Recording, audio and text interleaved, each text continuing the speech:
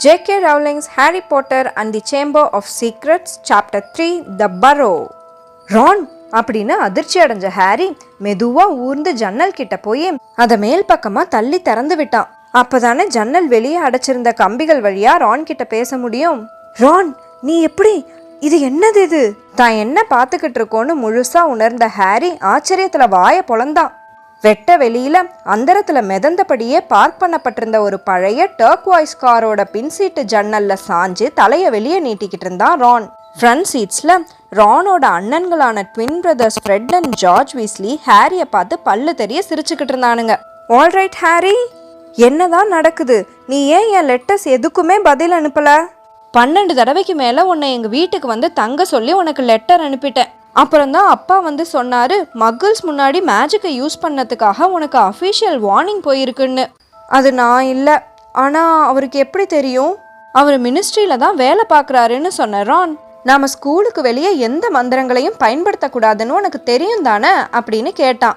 இதை நீ சொல்றது உனக்கே அபத்தமா தெரியல அப்படின்னு மிதந்துட்டு இருந்த காரை பார்த்தபடியே ஹாரி ரானை கேட்டான். ஓ, இது கணக்கில் வராது. இதை நாங்கள் அப்பா கிட்ட இருந்து சும்மா கடனாக தான் வாங்கிட்டு வந்தோம். நாங்கள் இதுக்கு எந்த மந்திரமும் போடலையே. ஆனால் நீ வாழ்ந்துக்கிட்டு இருக்கிறது மக்கிள்ஸ் கூட. அவங்க முன்னாடி மேஜிக் பண்ணினா? நான் தான் சொன்னேன்ல, நான் எதுவுமே பண்ணலை. இப்போ அதை விலக்கி சொல்லணும்னா அதுக்கு ரொம்ப நேரம் ஆகும். பாரு, நீ ஹாக்வர்ட்ஸ் போய் அவங்கள்ட்ட விலக்கி சொல்றியா? டர்ஸ்லீஸ் என்னை அடைச்சி வச்சுட்டாங்க, திரும்பி அனுப்பவே மாட்டேன்னு சொல்லிட்டாங்கன்னு. இங்கேருந்து தப்பிக்க என்னால் மேஜிக்கையும் யூஸ் பண்ண முடியாது. வார்னிங் வந்து 3 நாளுக்குள்ளேயே நான் 2வது தடவையாகவும் மேஜிக்கை யூஸ் பண்ணிட்டேன்னு மினிஸ்ட்ரியில் அப்புறம் நினச்சிடுவாங்க. உளர்றத முதல்ல நீ நிறுத்து. எங்கள் கூட சேர்ந்து உன்னையும் வீட்டுக்கு கூட்டிகிட்டு போகிறதுக்காக தான் நாங்கள் இங்கே வந்திருக்கோம்.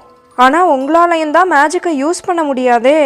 அதுக்கெல்லாம் அவசியம் இருக்காது அப்படின்னு சொன்னபடியே ரான் பல்ல காட்டி சிரிச்சுட்டு ஃப்ரண்ட் சீட்ஸை நோக்கி திரும்பினான். என் கூட வந்திருக்கிறது யாருன்னு நீ மறந்துட்டியா அப்படின்னு கேட்டுட்டு இருந்தப்போ ஃப்ரெட் ஒரு கயிறை ஹாரியை நோக்கி வீசிட்டு இதை இந்த ஜன்னல் கம்பிகளோட சேர்த்து இறுக்கமா கட்டுன்னு சொன்னான். டர்ஸ்லீஸ் மட்டும் முழிச்சுட்டாங்கன்னா நான் செத்தேன் அப்படின்னு சொன்னபடியே ஹாரி கயிறை கம்பிகளோட சேர்த்து கட்டுனதும் ஃப்ரெட் காரோட வேகத்தை அதிகப்படுத்தினான். அதெல்லாம் நீ பயப்படாத, முதல்ல நீ பின்னாடி தள்ளி நில்லுன்னு ஃப்ரெட் சொன்னான். ஹாரி ஹெட்விக்கை ஒட்டி இருந்த நிழல் பக்கமா பின்னோக்கி நகர்ந்தான். ஹெட்விக் அங்க நடக்கிற விஷயத்தோட முக்கியத்துவத்தை உணர்ந்து அமைதியா அசையாம இருந்தது. காரோட வேகம் அதிகரிக்க அதிகரிக்க சத்தமும் அதிகரிச்சது. சட்டுன்னு ஏதோ நொறுங்குற சத்தத்தோட ஜன்னல் கம்பி முழுசா கழண்டு வந்ததும் கார் வேகமா மேல் நோக்கி பறக்க ஆரம்பிச்சது. ஹாரி நேரா ஜன்னல் கிட்ட ஓடி போய் ஜன்னல் கம்பிகள் தரையில இருந்து சில அடி உயரத்துல தொங்கிக்கிட்டு இருந்ததை பார்த்தான். ரான் மூச்சு வாங்கினபடியே அந்த கம்பிகளை காருக்குள்ள இழுத்துக்கிட்டு இருந்தான். ஹாரி பதட்டமா உத்து கவனிச்சான். டர்ஸ்லீஸ் ரூம்ல இருந்து எந்த சத்தமும் வரல.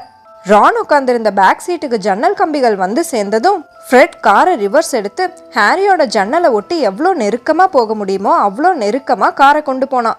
உள்ளவா அப்படின்னு ரான் சொன்னான். ஆனா என்னோட ஹாக்வர்ட்ஸ் பொருள்கள் எல்லாம், வான், ப்ரூம்ஸ்டிக் எங்க இருக்கு? அதெல்லாம் மாடிப்படிக்கு கீழே இருக்க கபோர்ட்குள்ள. என்னால இந்த ரூம்ல இருந்தும் வெளியே போக முடியாது. சரி பரவாயில்ல அப்படின்னு ஃப்ரண்ட் சீட்ல இருந்து சொன்ன ஜார்ஜ் ஹாரியை தள்ளி போக சொல்லிட்டு ஃப்ரெட்டும் ஜார்ஜும் ஜன்னல் வழியா ஹாரி ரூம்குள்ள தாவி குதிச்சாங்க. அவங்க 2 பேரோட திறமைய பத்தி ஹாரி யோசிச்சுக்கிட்டு இருந்தப்பவே ஜார்ஜ் ஒரு சாதாரண ஹேர்பின் அவனோட பாக்கெட்ல இருந்து வெளியே எடுத்து கதவோட லாக்க திறக்க ஆரம்பிச்சான். இந்த மாதிரியான மக்கிள் ட்ரிக்ஸ் எல்லாம் தெரிஞ்சு வச்சுக்கிறது வேஸ்ட் ஆஃப் டைம்னு நிறைய மந்திரவாதிகள் நினைக்கிறாங்க. ஆனா எங்களை பொறுத்தவரை என்னதான் வேலையை முடிக்க கொஞ்சம் காலதாமதமானாலும் இந்த மாதிரியான திறமைக்கெல்லாம் விலை மதிப்பே கிடையாது அப்படின்னு அவன் சொல்லிக்கிட்டு இருந்தப்பவே கிளிக்குன்னு ஒரு சத்தத்தோட கதவு திறந்துக்குச்சு. சரி, நாங்க போய் உன் ட்ரங்க் எடுத்துட்டு வரோம். நீ இந்த ரூம்ல உனக்கு என்னென்னலாம் தேவையோ அதெல்லாம் எடுத்து ரான் கிட்ட கொடுத்துடு அப்படின்னு மெல்லிசான குரல்ல சொன்னபடியே ஃப்ரெட் அண்ட் ஜார்ஜ் படிகள் வழியா கீழே இறங்க ஆரம்பிச்சாங்க. கவனமா போங்க, கீழே இருக்க படிகள் சத்தம் போடும் அப்படின்னு ஹாரி மெல்லமான குரல்ல சொல்லிக்கிட்டு இருந்தப்பவே ட்வின்ஸ் 2 பேரோட உருவமும் இருட்டுல காணாம போயிடுச்சு. ரூம்குள்ள வேகமா ஓடி வந்த ஹாரி அவனோட திங்ஸ் எல்லாம் பேக் பண்ணி ஜன்னல் வழியா ரான் கிட்ட கொடுத்தான். திரும்பி ட்ரங்கை மேல தூக்கிட்டு வந்துட்டு இருந்த ஃப்ரெட் அண்ட் ஜார்ஜ் வீஸ்லிக்கு உதவி செய்ய போனப்போ அங்கிள் வெர்னானோட இருமல் சத்தம் கேட்டது. கடைசியா மூச்சு வாங்கினபடியே மேல வந்து சேர்ந்தாங்க. அங்கிருந்து ஹாரி ரூம் வழியா ஜன்னலை வந்து அடைஞ்சாங்க. ஃப்ரெட் கார்க்குள்ள ஏறி குதிச்சு ரானோட சேர்ந்து ட்ரங்கை உள்ள இழுக்க ஆரம்பிச்சான். ஹாரியும் ஜார்ஜும் பலம் கொண்ட மட்டும் ட்ரங்கை காருக்குள்ள தள்ளுனாங்க. இன்ச் பை இன்ச்சா ட்ரங்க் ஜன்னல்ல இருந்து நகர்ந்துகிட்டு இருந்தது. மறுபடியும் அங்கிள் வெர்னானோட இருமல் சத்தம். இன்னும் கொஞ்சம் வேகமா தள்ளுங்க அப்படின்னு திணறலா சொல்லிக்கிட்டே ஃப்ரெட் ட்ரங்கை பிடிச்சி உள்ள இழுத்துக்கிட்டு இருந்தான். ஹாரியும் ஜார்ஜும் தோள்களால சாஞ்சு வேகமா ஒரு தள்ளு தள்ளினதும் ட்ரங்க் ஒரு வழியா காரோட பேக் சீட்டுக்கு போய் சேர்ந்துச்சு. சரி கிளம்பலாம் அப்படின்னா ஜார்ஜ். ஆனா கார்க்குள்ள போறதுக்காக ஜன்னல் மேல ஏறினதும் அவன் பின்னாடி இருந்து திடீர்னு பயங்கர அலறல் சத்தம். அதை தொடர்ந்தபடியே அங்கிள் வெர்னான் இடி இடிக்கிற குரல்ல அந்த முரட்டு ஆந்த அப்படின்னு கத்துனாரு. ஐயோ, நான் ஹெட்விக்க மறந்துட்டேன். ஹாரி கீழே இறங்கி ரூம்க்கு குறுக்க ஓடின அதே நேரம் அவன் ரூம்க்கு வெளியில லைட் ஆன் ஆச்சு. அவசர அவசரமா ஹெட்விக்கோட கூண்டை வாரி எடுத்துக்கிட்டு ஜன்னல் கிட்ட ஓடி போய் அதை ரான் கிட்ட ஒப்படைச்சான். மறுபடியும் அவன் ஜன்னல் மேல ஏற முயற்சி பண்ணினப்போ அங்கிள் வெர்னான் பூட்டாம இருந்த அந்த கதவை வேகமா அடிச்சு தள்ளினதும் அந்த படார்னு திறந்துக்குச்சு. சில வினாடிகள் அதிர்ச்சியில உறைஞ்சு போய் அங்கிள் வெர்னான் அந்த ரூமோட வாசல்லையே நின்னாரு. உடனடியா பயங்கர கோபமான ஒரு காளமாடு கணக்கா கத்திக்கிட்டே பாஞ்சு போய் ஹாரியோட கணுக்கால பிடிச்சாரு. ரான், ஃப்ரெட் அண்ட் ஜார்ஜ் 3 பேரும் சேர்ந்து ஹாரியோட கையை பிடிச்சு அவங்களால எவ்வளோ வேகமா இழுக்க முடியுமோ அவ்வளோ வேகமா இழுத்தாங்க. அங்கிள் வெர்னான் அண்ட் பெட்டூனியாவை கூப்பிட்டபடியே அவன் தப்பிச்சு போறான்னு கத்திக்கிட்டு இருந்தாரு. வீஸ்லிஸ் பலங்கொண்ட மட்டும் பிடிச்சு இழுத்ததும் ஹாரியோட கால் அங்கிள் வெர்னானோட பிடியிலிருந்து நழுவுச்சு. ஹாரி கார்க்குள்ள வந்து சேர்ந்த உடனேயே கதவை அடிச்சு சாத்திட்டாங்க. முதல்ல காலை கீழே வை ஃப்ரெட் அப்படின்னு ரான் கத்திக்கிட்டு இருந்தான். கார் நிலவை நோக்கி பாஞ்சு போக ஆரம்பிச்சிச்சு. ஹாரியால நம்பவே முடியல. அவன் சுதந்திரமாகிட்டான். அவன் ரூமோட ஜன்னல் அவன் சுத்தமா நாசம் பண்ணிட்டான். அன்னைக்கு ராத்திரி சில்லுன்னு வீசின காத்து அவனோட முடிய கோதி விட்டுட்டு போச்சு. சிரித்துக்கிட்டே வந்த பிரைவேட் டிரைவோட கூரைகளை திரும்பி பார்த்தான்.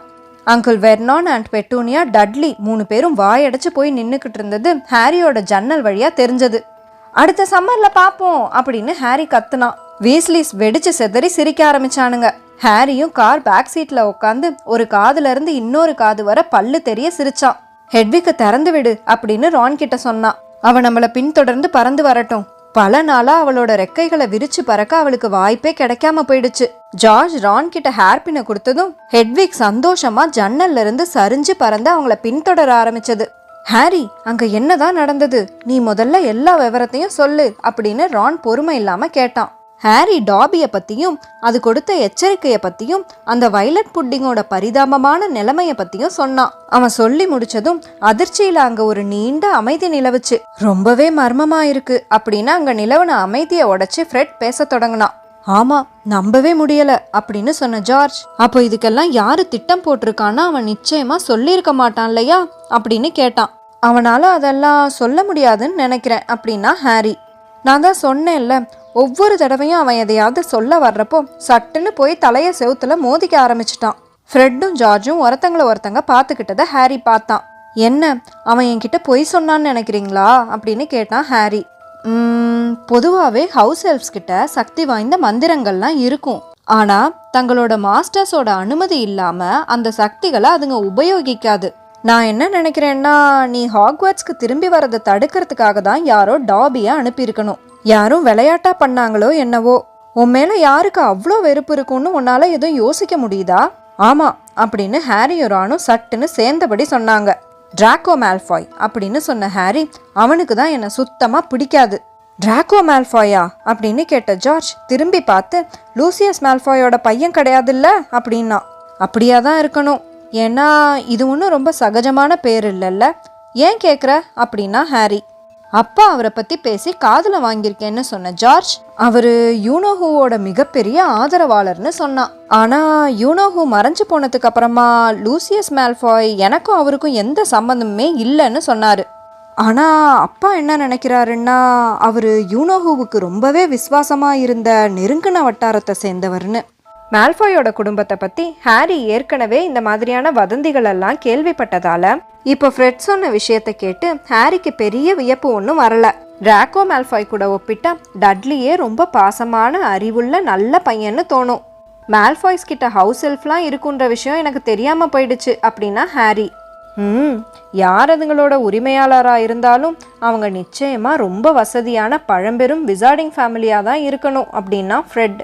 ஆமாம், அம்மாவுக்கு கூட இந்த அயன் பண்ணுற வேலையெல்லாம் பார்க்க ஒரு ஹவுஸ் ஹெல்ப் இருந்தால் பரவாயில்லன்னு ஒரு ஆசை தான் அப்படின்னு சொன்ன ஜார்ஜ்.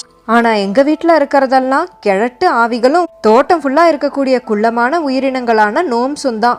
ஹவுஸ் ஹெல்ப்ஸ் எல்லாம் பொதுவாக பழம்பெரும் மாளிகைகள், அரண்மனைகள், கோட்டைகள் மாதிரியான இடத்துல தான் இருக்கும். அதில் ஒன்றை பிடிச்சலாம் நம்ம வீட்டுக்கு எடுத்துகிட்டு வர முடியாது. ஹாரி அமைதியாக இருந்தான். பொதுவாகவே டிராக்கோ மால்ஃபாய் கிட்ட இருக்கிற எல்லா பொருள்களுமே ரொம்ப சிறந்ததாக தான் இருக்கும். அதை வச்சு யோசிச்சு பார்த்தா அவனோட குடும்பம் விசார்ட் தங்கத்திலேயே விழுந்து புரள்ற குடும்பமா தான் இருக்கணும். மால்ஃபாய் நல்ல வெறப்பா அவனோட பிரம்மாண்டமான அரண்மனையை சுத்தி வர காட்சி ஹாரி கண்ணுக்கு தெரிஞ்சிச்சு. அவன் வீட்டு வேலையாள் ஒருத்தரை ஹாரி கிட்ட அனுப்பி அவனை ஹாக்வர்ட்ஸ்க்கு வரவிடாம பண்றது மால்ஃபாய் பார்க்கக்கூடிய வேலைதான். அப்போ ஹாரி தான் டாபியை அனாவசியமா சீரியஸா எடுத்துக்கிட்டானோ? எது எப்படியோ உன்னை நாங்க கூட்டிட்டு வந்ததுல எனக்கு ரொம்பவே சந்தோஷம் அப்படின்னு சொன்னார் ரான். என்னோட லெட்டர்ஸ் எதுக்குமே நீ பதிலே அனுப்பாதது எனக்கு ரொம்பவே கவலையா போயிடுச்சு. நான் கூட ஆரம்பத்துல இதெல்லாம் எராலோட ஃபால்ட்டுன்னு தான் நினைச்சேன். ஆமா, எரால் யாரு? அது எங்க ஆந்த, ரொம்ப பழமையானது. டெலிவரி பண்ண போற இடத்துல மயக்கடிச்சு விடுறது இது ஒன்றும் அதுக்கு தடவை இல்லை. அதனால தான் இந்த ஹெர்மீஸை கடன் வாங்கி ஒரு தடவை உனக்கு லெட்டர் அனுப்பி பார்க்கலான்னு யோசிச்சேன். அது யாரு? பர்சி பர்ஃபெக்ட் ஆனப்போ அம்மாவும் அப்பாவும் அவனுக்கு வாங்கி கொடுத்தது அப்படின்னு ஃப்ரெட் ஃப்ரண்ட் சீட்ல இருந்து சொன்னான். ஆனால் பர்சி அதை என்கிட்ட கொடுக்க மாட்டேன்ட்டான். அவனுக்கு அது தேவையா இருந்துச்சாமா.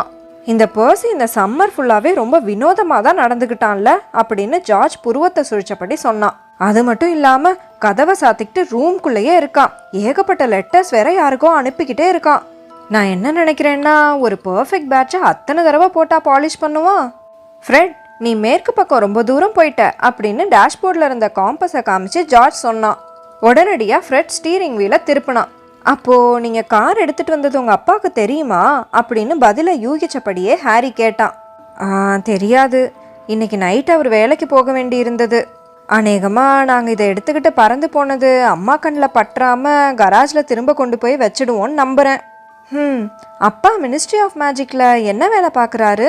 அவர் ஒரு போரிங்கான டிபார்ட்மெண்ட்ல வேலை பார்க்குறாரு அப்படின்னு ரான் சொன்னான். த மிஸ்யூஸ் ஆஃப் மக்கிள் ஆர்டிஃபேக்ட்ஸ் ஆஃபீஸ் அப்படின்னா மக்கிள்ஸ் யூஸ் பண்ணக்கூடிய சில பொருள்கள் மந்திரிக்கப்பட்டு எதிர்பாராத விதமாக மக்கிள் ஷாப்புக்கோ இல்லை அவங்க வீட்டுக்கோ போயிடும்.